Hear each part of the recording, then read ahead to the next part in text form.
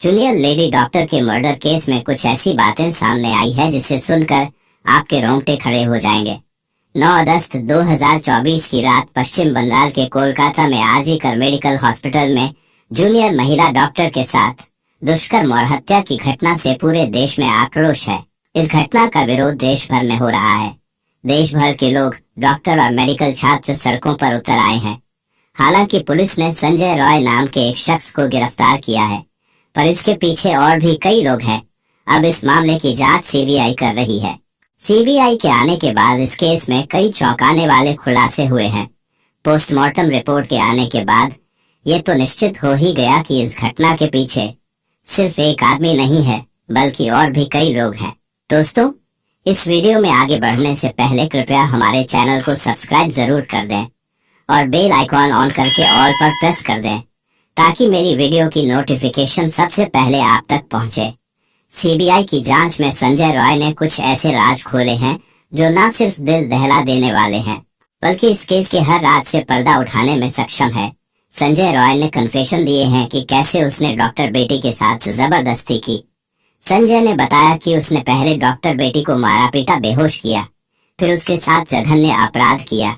कुछ समय बाद वो फिर से होश में आई और फिर से संघर्ष करने लगी और संजय को रोकने लगी, लेकिन संजय ने आसपास मौजूद चीजों से उसे जोरदार तरीके से मारकर पहले बेहोश किया, फिर उसे बेरहमी से मार डाला और डॉक्टर बेटी की जान लेने के बाद वहां से चला गया। निकलते वक्त उसका एक ब्लूटूथ डिवाइस नीचे गिर गया, जिसके आधार पर वह पकड़ा गया। इस केस में भले ही पुलिस ने संजय रॉय को गिरफ्तार किया है, लेकिन इस केस के केंद्र में पूर्व प्रिंसिपल संदीप घोष नजर आ रहे हैं। यह पहला मौका नहीं है जब संदीप घोष विवादों में घिरे हैं। संदीप घोष का पूरा करियर ही भ्रष्टाचार और पद के दुरुपयोग के आरोपों से घिरा हुआ है।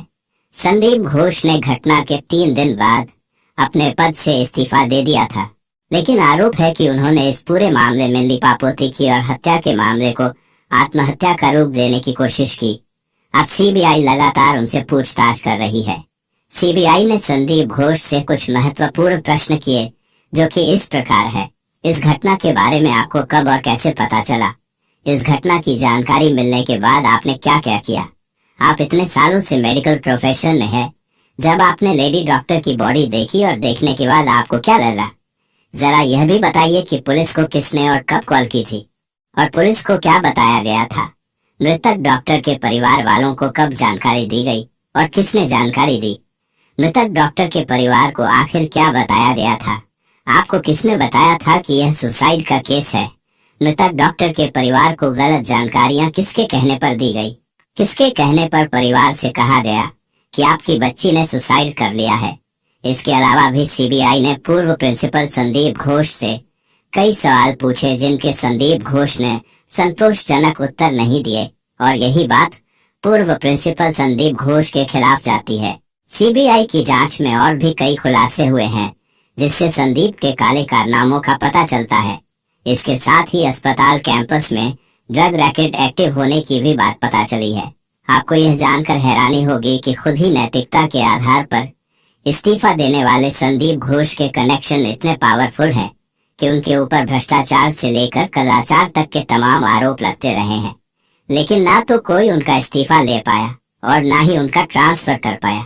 आरजी कर मेडिकल कॉलेज के पूर्व डिप्टी सुपरिटेंडेंट अख्तर अली ने डॉक्टर संदीप घोष की पूरी कुंडली खोली है और संदीप घोष के चाल चरित्र पर कई बड़े खुलासे भी किए हैं।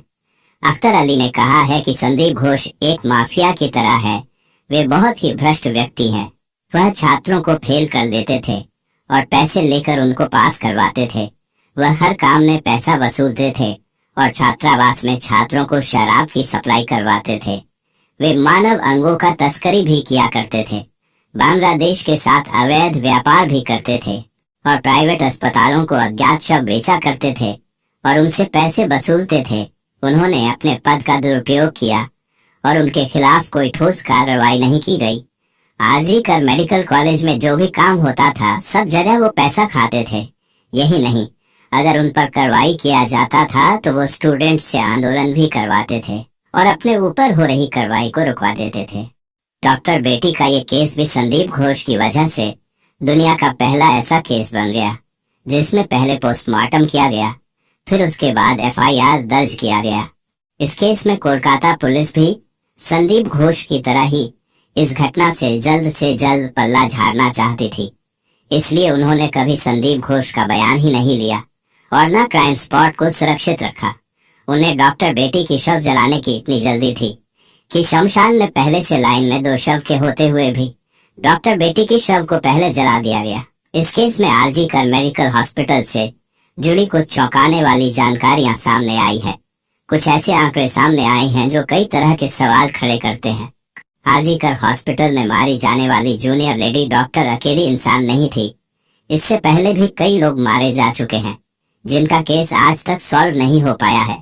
इसलिए ऐसा भी कहा जा रहा है कि आरजी कर अस्पताल मर्डर मिस्ट्री का घर है। यह बात इसलिए भी कहा जा रहा है क्योंकि पिछले 23 सालों में 2001 से लेकर 2024 तक आरजी कई डॉक्टर्स की रहस्यमय तरीके से मौत हो चुकी है। आइए अब आपको सिलसिलेवार ढंग से बताते हैं कि 23 सालों में कई डॉक्टर्स की मौत पर आरजी कर अस्पताल की मिस्ट्री आखिर है क्या। पहला मामला है 2001 का। 2001 में सौमित्र विश्वास नाम के छात्र का शव आरजी कर मेडिकल कॉलेज के छात्रावास के कमरे में लटका हुआ पाया गया था।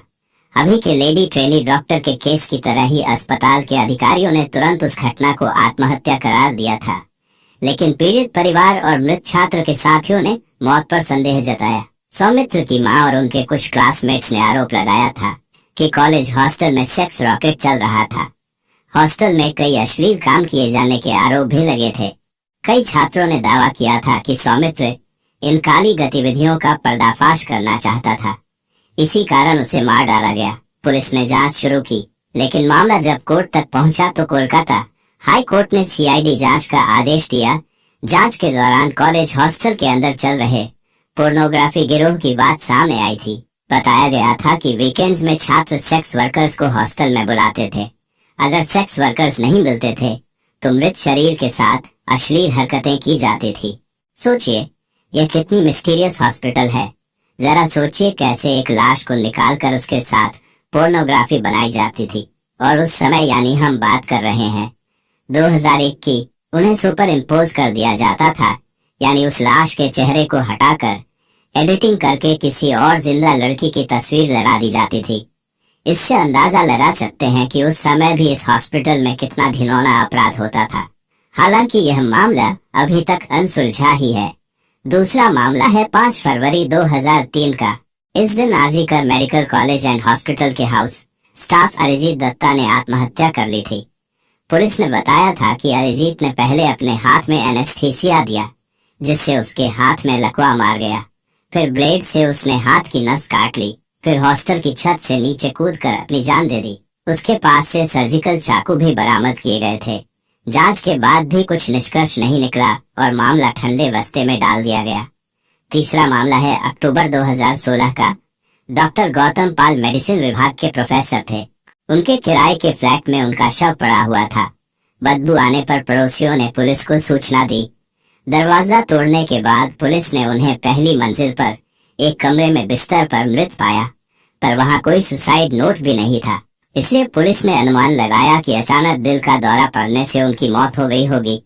हालांकि वह मौत के कारण की पुष्टि नहीं कर सके।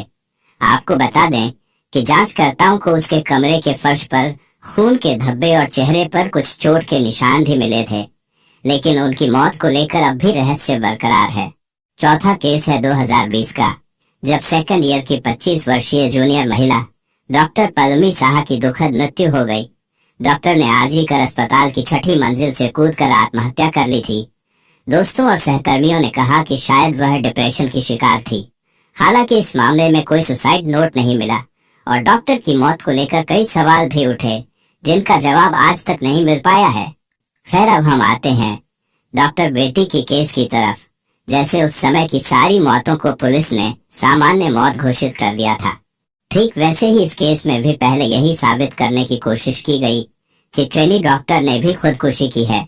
हालांकि मौका ए वारदात को देखकर पहली ही नजर में कोई भी इसे कत्ल का मामला समझ सकता था, लेकिन इसके बावजूद पुलिस ने पहले इस सिलसिले में सामान्य मौत का केस दर्ज किया, जबकि वारदात का शिकार हुई डॉक्टर न सिर्फ उसी हॉस्पिटल में काम करती थी बल्कि उसकी बुरी तरह से जख्मी लाश हॉस्पिटल के अंदर ही सेमिनार हॉल में पड़ी थी। ऐसे में कत्ल के बजाय खुदकुशी का केस दर्ज करने के पीछे आखिर क्या वजह है, और तो और कोलकाता हाई कोर्ट ने भी इस पर सवाल खड़े किए हैं। मामले की जांच कर रही सीबीआई को अब इसके पीछे की वजह भी जाननी होगी। और एक सवाल यह भी है कि इस पूरे मामले में डॉक्टर बेटी के उन चारों डॉक्टर सहकर्मियों की क्या भूमिका है, क्योंकि वारदात से पहले रात को पीड़ित डॉक्टर ने अपने 4 कलीग्स के साथ ही डिनर किया था। इसके बाद उसके बाकी कलीग्स तो वहां से चले गए, लेकिन डॉक्टर बेटी ने अकेले ही उस सेमिनार रूम में सोने का फैसला किया, और जिसके बाद यह वारदात हुई। लेकिन ऐसे में फिलहाल सीबीआई भी यह जानना चाहती है कि उस डॉक्टर बेटी को आखिरी बार जिंदा देखने वाले उसके दोस्तों से उसकी क्या बात हुई थी और कैसी बातें हुई थी। क्या कत्ल से पहले या फिर कभी भी उसने अपनी सुरक्षा को लेकर कोई चिंता जाहिर की थी। इसलिए सीबीआई उसके दोस्तों से भी पूछताछ कर रही है। संदीप घोष के पीछे कुछ पावरफुल लोग हैं। ये इस बात से अंदाजा लगाया जा सकता है कि पहली बार इस पूरे मामले में सीबीआई द्वारा या फिर किसी भी इन्वेस्टिगेटिंग एजेंसी द्वारा प्रिंसिपल संदीप घोष से पूछताछ की गई है। यानी संदीप इतना पावरफुल आदमी है कि आज तक उससे किसी भी मामले में कोई भी पूछताछ नहीं की गई थी। लेकिन अब देखना यह है कि सीबीआई इस केस को सॉल्व कर पाती है या नहीं।